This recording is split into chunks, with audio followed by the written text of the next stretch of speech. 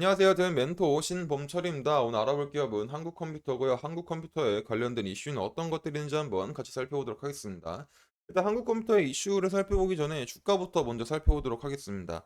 한국컴퓨터의 주가는 이제 3,700원에서 한 6,800원 부근까지 상승을 했었다가 그 뒤로는 조금 지지부진한 모습을 보였었죠.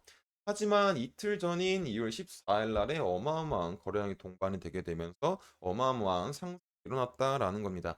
그러면 이 상승에 대한 이슈로는 어떤 것들이 있을까 보게 된다면 한국 컴퓨터에 대한 자체적인 이슈보다는 삼성 디스플레이와 조금 관련이 있다라는 겁니다. 그러면 왜 삼성 디스플레이 이슈를 통해서 한국 컴퓨터가 반응을 할까라고 보게 된다면 사업적인 특성 때문이다라고 볼 수 있을 것 같습니다. 한국 컴퓨터의 사업 분야를 보게 된다면 기타 전자 부품 제조에서 QD, LCD, 모듈형 부품, OLED, PBA 제품 있고 주요 상품이 삼성 디스플레이, 삼성 베트남, 뭐 영풍전자, 뭐 LS 일렉트릭이 있죠. 결국에 한국 컴퓨터가 하고 있는 사업은 자체적으로 어떤 시스템이나 제품을 만든다고 개발한다기보다는 고객 요구에 따라서 어떤 제품 설계부터 부품 조달, 물류에 이르기까지 어떤 생산에 관련된 전반적인 서비스를 도맡아서 수탁해주는 외주 생산하는 기업이죠. EMS 기업이다라는 겁니다. 그래서 이런 EMS 기업은 결국 전방 산업에 따라서 달리고 특히 한국 컴퓨터는 삼성 디스플레이 수혜를 조금 볼 수 있기 때문에 삼성 디스플레이에 대한 상황에 따라서 달라질 수 있다라는 겁니다. 그래서 삼성 디스플레이 최근 이슈가 어떤 게 있었냐고 보게 되냐면 이제 주가가 상승했을 때 이제 캐논 도키 등착기가 다음 달에 반입이 될 거다라고 기사가 나왔죠.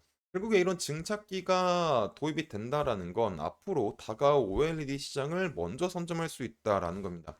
결국 이런 OLED 패널을 만들기 위해서는 판의 유기물질을 증착시켜야 되는데 이 증착시키기 위해서는 증착기가 무조건 필요하죠. 그리고 이런 증착기를 먼저 발주를 해야 나머지 장비들이 들어오게 되면서 어느 정도 공장 시설에 갖게 됩니다.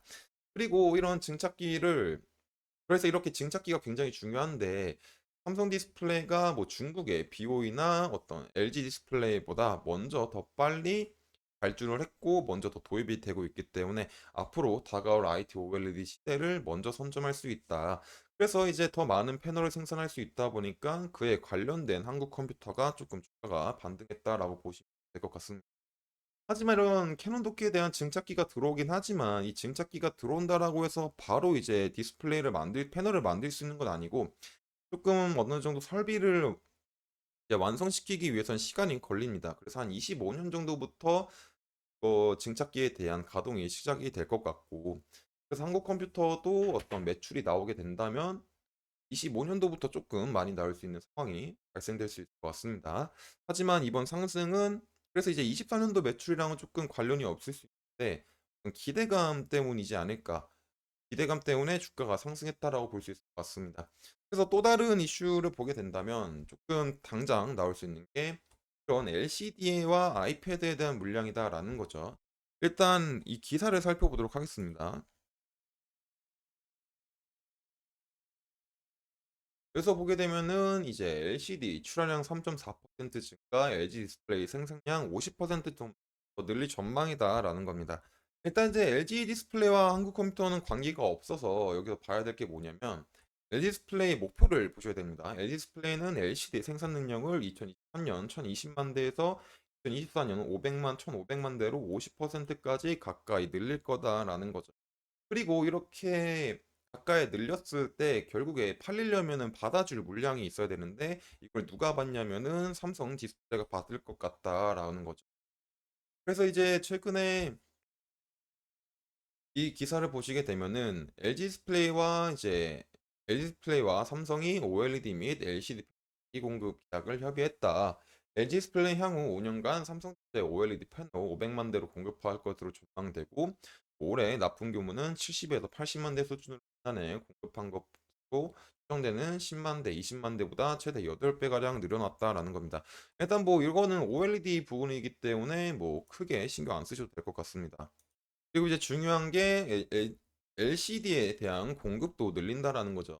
LG 디스플레이가 삼성전자에 공급한 LCD 패널 공급을 작년에는 300만 대 정도로 추산했는데 올해에는 500만 대에서 600만 대로 공급할 것으로 내다봤다. 결국 이제 이런 LCD에 대한 패널을 많이 받고 이 LCD 패널을 통해서 어떤 TV 제품이나 태블릿 제품을 생산할 수 있기 때문에 이것에 대한 기대감이 실제로 일어나게 된다면 한국 컴퓨터가 이제 삼성 디스플레이에 대한 물량을 많이 받아서 관련된 제품을 더 생산할 수 있다 보니까 매출액 증대 효과가 나올 수 있다라는 겁니다.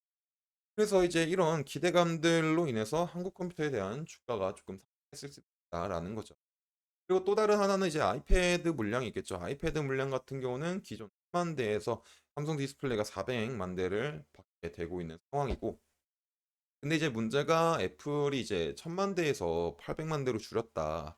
그래서 이제 삼성 디스플레이도 기존 물량이 줄어들지 않을까라고 많이 걱정했을 수도 있는데, 다행히도 이런 물량, 애플의 패널 출하량이 줄어든다고 하더라도 삼성 디스플레이 같은 경우는 별로 딱히 타격이 없다. 기존 400만 대 분량에서 그대로 갈 것 같다라는 전망이 있죠.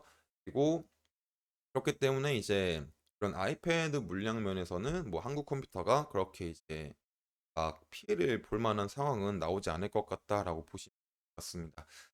그래서 이제 이런 우리가 가지고 있는 기대감들이 실제로 실적에 반영이 되게 된다면 주가가 상승할 수 있는 상황이 마련될 수 있기 때문에 이런 이슈에 대해서 지속적으로 확인해 봐야 될 것 같아요. 이런 부분들은 제가 지속적으로 확인할 예정이다 보니까 한국 컴퓨터에 관심이 있으신 분 영상을 시청해 주시면 감사합니다. 일단 주가를 다시 한번 살펴보도록 하겠습니다. 앞서 말했듯이 저점이 3,700원에서부터 굉장히 많은 반등을 해주고 그 다음에는 조금 지지부진한 모습을 보여줬는데 거래량이 굉장히 튀게 되면서 상승이 나왔다라는 거죠. 그리고 이제 어제 이제 고점인 8,330원을 찍고 들고 있는 상황인데 아직까지 이 하락에 대한 거래량이 이에 대한 거래량만 넣어주고 있지 않죠. 그리고 아직까지는 장 초반인 상황이기 때문에 거래량이 많이 나오지 않지만 오늘 만약 하락이 나오게 된다라도 이 하락할 때 거래량이 그렇게 많이 나와주지 않게 된다면 조금 긍정적이지 않을까 싶어요. 그래서 상승 시나리오를 생각해 본다면 일단 이 부분에서 가격이 눌린다고 하더라도 거래량도 같이 줄어든 상태에서 하락이 일어나야 되고 그리고 다시 상승이 나올 때는 거래량이 동반이 되게 돼서 채워주는 다시 충분한 상승해 줄 수 있지 않을까 보고 있습니다. 반대로 이제 하락 시나리오는 이제 한 1,700원 부분이나 1,800원 했을 때는 조금 다시 생각해 봐야 될 것 같아요. 하지만 아직까지는 이 상승의 흐름이 끝나지 않았기 때문에 어떤 주가에 대한 걸 지켜봐야 될 것 같습니다. 그래서 이런 부분들은 제가 지속적으로 확인할 예정이고 한국 컴퓨터에 관심이 있는 분들은 제 영상을 시청해 주시면 감사하겠습니다. 이상 대형 멘토 신범철이었습니다.